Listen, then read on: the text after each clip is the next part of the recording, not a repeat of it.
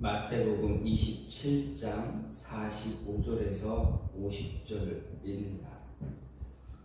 제6시로부터 온 땅에 어둠이 임하여 제9시까지 계속되더니 제9시쯤에 예수께서 크게 소리질러 이르시되 엘리 엘리 라마 사박다니 하시니 이는 곧 나의 하나님 어찌하여 나를 버리셨나이까 하는 뜻이라. 거기 섰던 자 중 어떤 이들이 듣고 이르되 이 사람이 엘리야를 부른다 하고 그 중에 한 사람이 곧 달려가서 해면을 가져다가 신 포도주에 적시어 갈대에 꿰어 마시게 하거늘 그 남은 사람들이 이르되 가만두라 엘리야가 와서 그를 구원하나 보자 하더라. 예수께서 다시 크게 소리 지르시고 영원히 떠나시니라. 아멘. 오늘 말씀 마태복음 27장 45절부터 50절 말씀까지 보았습니다. 오늘 말씀은 예수님께서 십자가 고난을 당한 금요일과 그 다음날 토요일에 있었던 사건을 기록하는 한 부분입니다. 여기서 그 부분 가운데서 오늘 말씀 여기서는 십자가에 못 박혀 죽으시고 사람들에 의해서 멸시 받으신 예수님, 그 십자가에서 죽으시는 그의 운명하시는 예수님을 볼 수가 있게 됩니다. 예수님께서 십자가에 못 박히신 시간 성경은 제6시부터 9시다라고 이야기합니다. 유대인의 시간 개념입니다. 그래서 우리의 시간 개념으로 보게 되면 오후 3시부터 저녁 6시 요 사이의 시간입니다. 3시간의 시간입니다. 그러니까 예수님께서 6시간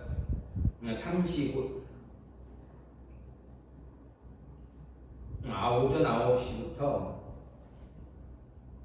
못 박히신 시간 이제 30분 오전 9시에 9시서부터 이제 돌아가신 9시는 오후 3시. 그래서 이 6시간 동안 고난을 당하시고 이제 십자가 위에서 이제 그 생애를 마치시는 그런 모습입니다. 그런 본문입니다.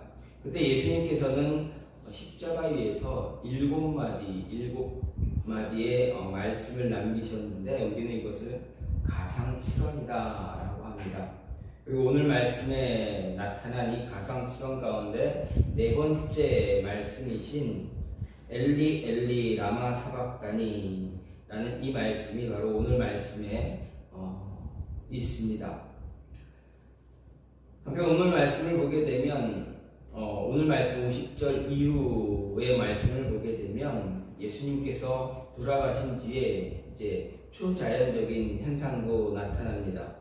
물론 예수님께서 십자가 위에 계실 때 돌아가실 때도 그런 현상이 나타납니다. 즉 하늘이 어두워지고 날이 어두워지고 깜깜해지는 그런 모습과 그리고 예수님께서 돌아가신 이후에 성소의 휘장이 위로부터 아래로 찢어져 둘로 되는 그런 모습, 바위가 터지고 무덤이 열려 죽은 성도들이 부활하는 모습, 이런 사건들이 이렇게 나타났다라고 이야기합니다. 어쨌든 예수님께서 십자가에 위에서 고난받으시고 그 고난을 통해서 돌아가시는 그 순간까지 성경은 세상은 그때 한 모습은 많은 초자연적인 현상들이 나타나고 있습니다. 이런 모습을 보면서 예수님께서 십자가 위에 계실 때 십자가 위에 계시는 예수님을 보면서 오늘 말씀을 통해서 우리가 생각할 수 있는 것은 무엇일까 좀 고민하며 생각해보다가 오늘 말씀을 보면서 생각이 되는 것은 예수님께서 십자가 위에 계시는 그 순간이 우리의 인간의 이기심을 들여다볼 수 있는 그런 시간이 된다라는 것을 생각할 수가 있습니다. 즉 십자가의 예수님은 인간의 이기심을 그대로 드러내주는 볼 수 있는 그런 모습입니다. 그래서 47절 말씀을 보면 47절은 우리로 하여금 인간의 이기심이 얼마나 위험한 것인가를 생각하게 해줍니다. 47절 말씀을 보면 거기 섰던 자 중 어떤 이들이 듣고 이 사람이 엘리야를 부른다라고 이렇게 기록하고 있습니다. 어떤 이들이 들었다라는 것, 들은 것은 무엇입니까? 예수님께서 십자가 위에서 하신 네 번째 말씀, 엘리 엘리 라마 사박다니라는 이 말씀을 듣고 이제 엘리야를 부른다 사람들은 생각하는 것입니다.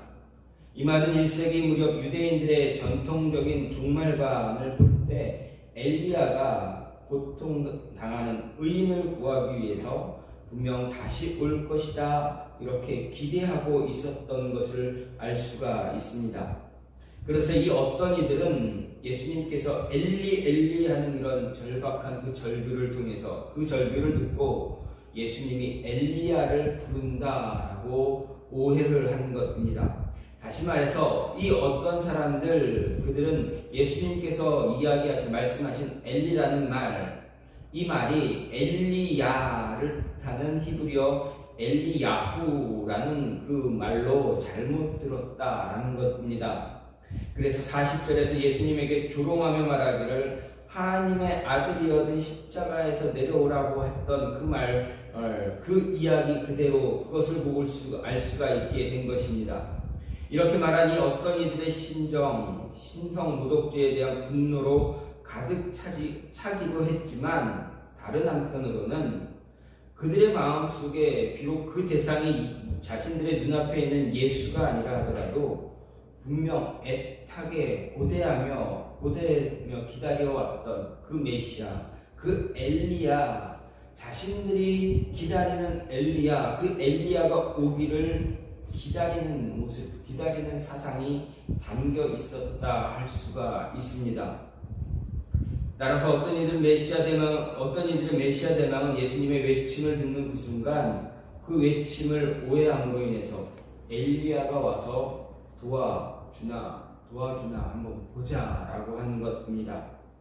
어쩌면 정말 이 어떤 이들은 엘리야가 와서 예수님을 도와줌으로 인해서 십자가에서 내려오게 해 주기를 바랬을지도 모릅니다.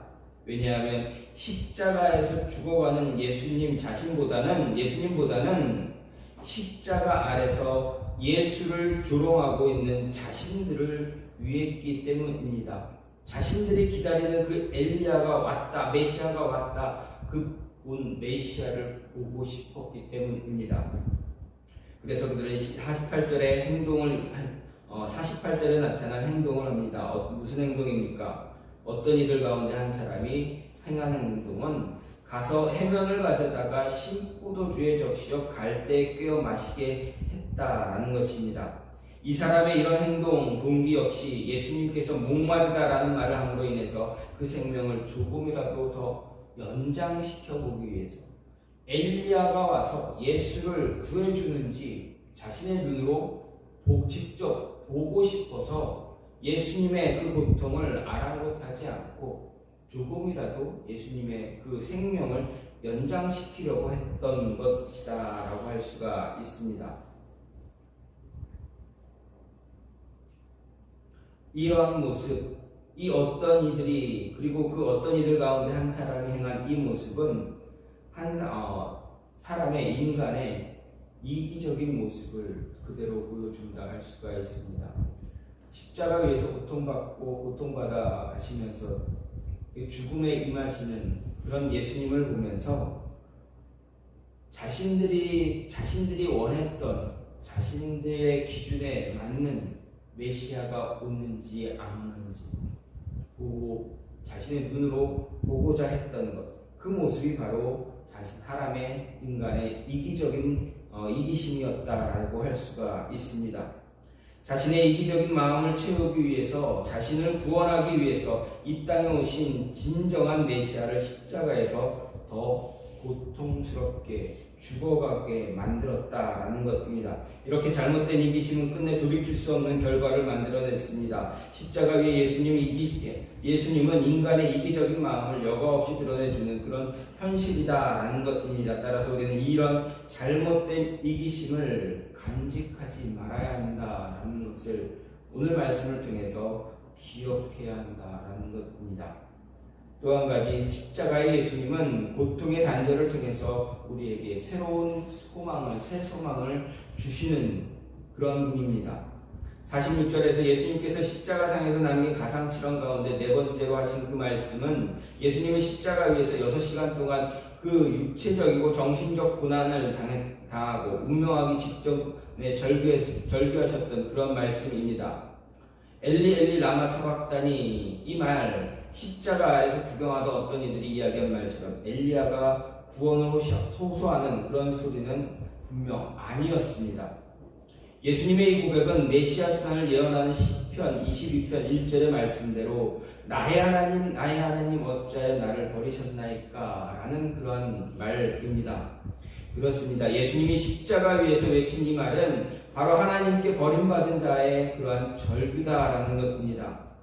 예수님은 자신이 인류의 죄를 짊어진 그러한 모습으로 성부 하나님께로부터 완전히 버림받았다라는 것을 절감하시고 이렇게 절규하셨다라는 것입니다.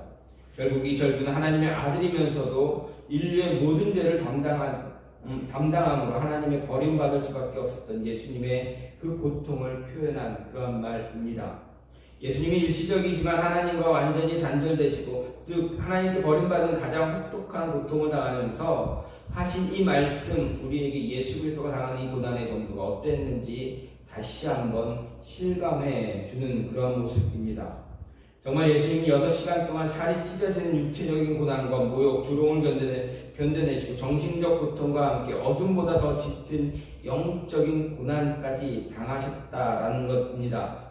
45절을 보면 60부터 온 땅이 어둠이 임하여 90까지 계속됐다 합니다. 여기서 온 땅에 임한 어둠, 창조주 하나님 예수 그리스도의 죽으심에 대한 피조물의 자연의 슬픔을 나타내는 그런 모습입니다.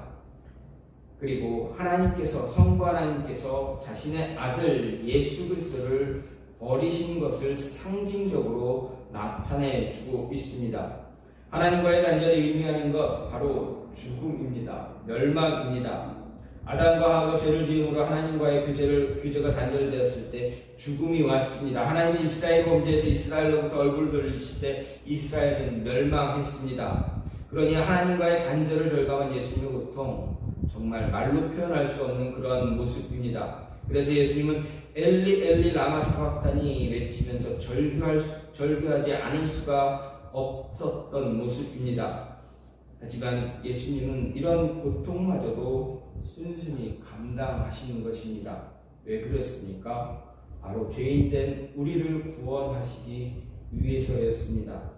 일반적으로 우리는 예수님의 고난이라 한다면 흔히 손과 발이 십자가 못 박히고 옆구리가 창에 찔린 육체적인 고난만 생각하기가 쉽습니다. 하지만 예수님의 그 고난은 육체적인 고난보다 더 크고 심각했다라는 것입니다. 죄 없는 분으로 극악한 죄인의 취급당하시고 멸시와 조롱을 당할 뿐만 아니라 죄인들의 손에 의해서 죽어야 하는 그러한 정신적인 고통, 그리고 성부 하나님으로부터 버림까지 당하는 그런 영적 고통까지 당해야만 했습니다. 한마디로 예수님은 하나님의 아들로 당하지 않아도 될 고난을 다 당하시면서 그 전인적인 고난을 당하신 것입니다. 이렇게 고난을 당하신 이유, 자신을 십자가에 못 박은 그 죄인들을 구원하기 위해서이고 그들에게 풍성한 생명의 은혜를 얻게 하기 위해서였다라는 것입니다. 오늘 우리는 예수 그리스도로 말미암아 생명을 얻었습니다. 따라서 우리는 십자가 고난 당함으로 인해서 우리에게 새 생명을 허락한 예수님의 은혜에 감사하고 십자가에서 하나님과의 단절의 고통을 겪은 예수님처럼 우리에게도 분명 단절의 고통이 다가온다 할지라도 그런 모습 경험한다 할지라도 우리의 생명을 우리를 위해서 자기 생명 바친 예수님께 드릴 수 있는 그런 모습 가질 수 있어야 합니다. 그래서 사도 바울은 갈라디아서 2장 20절에서 이제는 내가 사는 것이 아니요 오직 내 안에 그리스도께서 사신 것이라. 이제 내가 육체 가운데 사는 것은 나를 사랑하사 나를 위하여 자기 몸을 버리신 하나님의 아들을 믿는 믿음 안에서 사는 것이다 라고 고백한 것처럼 우리도 이와 동일한 고백을 드릴 수 있어야 한다는 것입니다.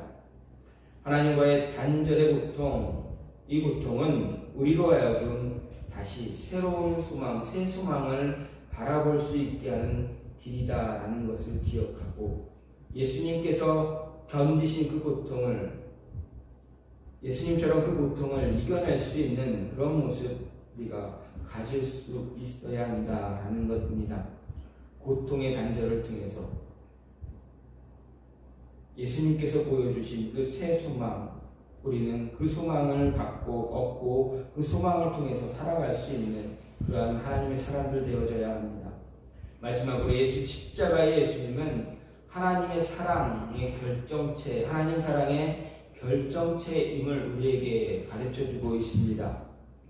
46절부터 오늘 말씀 46절부터 50절 말씀을 쭉 보게 되면 십자가에 달린 예수님, 그 예수님은 제95세시쯤에 엘리 엘리 라마 사박다니 외치시고 끝내 운명하셨습니다.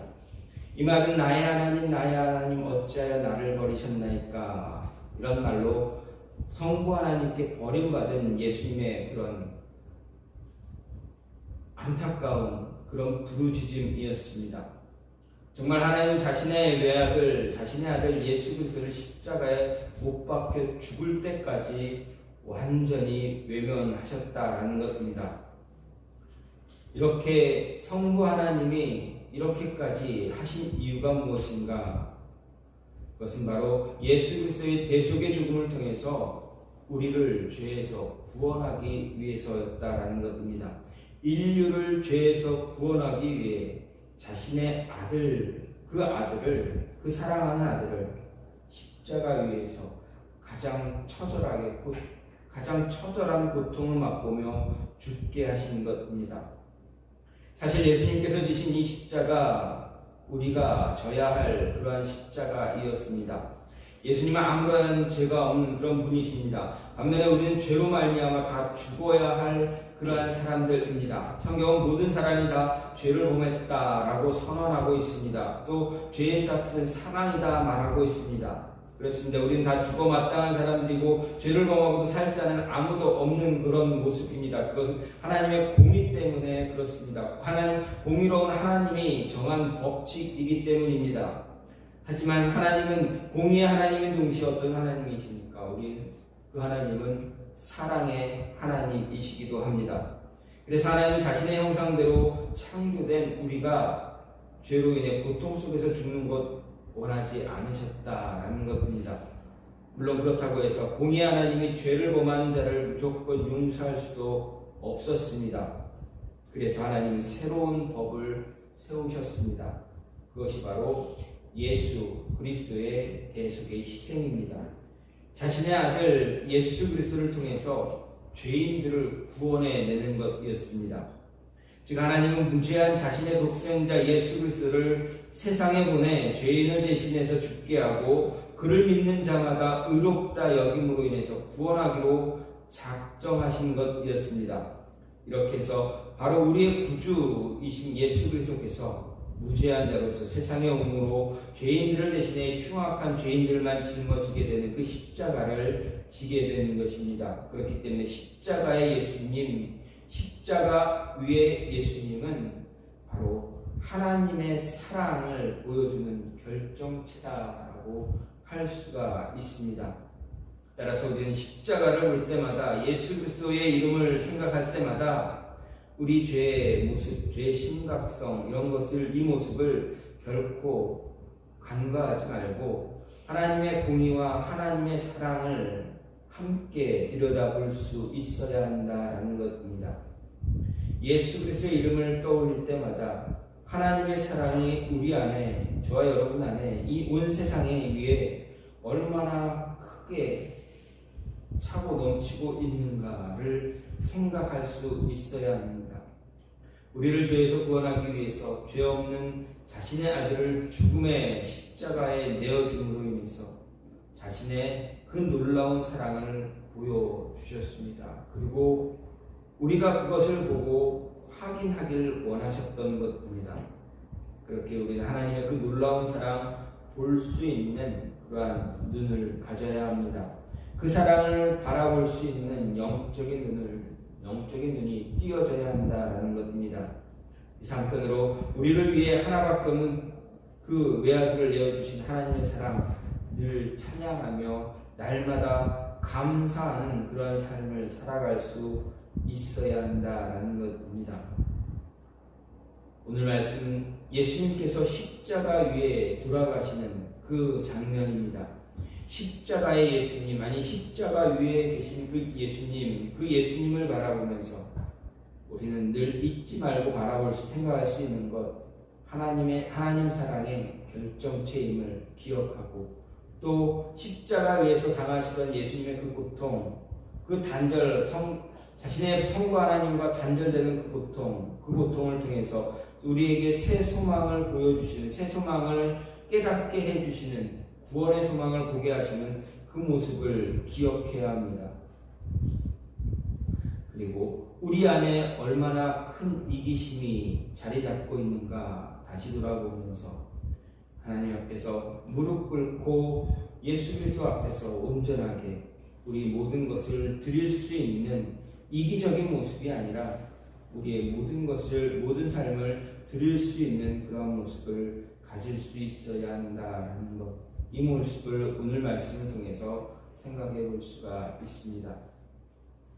저와 여러분 모두가 예수님의 이름, 예수님의 십자가를 생각할 때마다 우리의 이기심 때문에 예수 그리스도를 십자가에 못 박은 것을 늘 기억하고 하나님의 그 사랑을 잊지 않는 그런 모습이 있기를 간절히 소망합니다. 그리고 단절되는 그런 고통이 우리 하나님과 단절되는 그런 고통이 우리에게 있을지라도 예수님께서 승리하셨던 그 고통을 이겨냈던 그 모습을 바라보면서 다시금 우리 안에 하나님과 우리와의 관계를 회복할 수 있는 그 모습이 저와 여러분 안에 있기를 간절히 소망합니다. 이 시간 같이 기도하기 원하는 것은 하나님, 우리 안에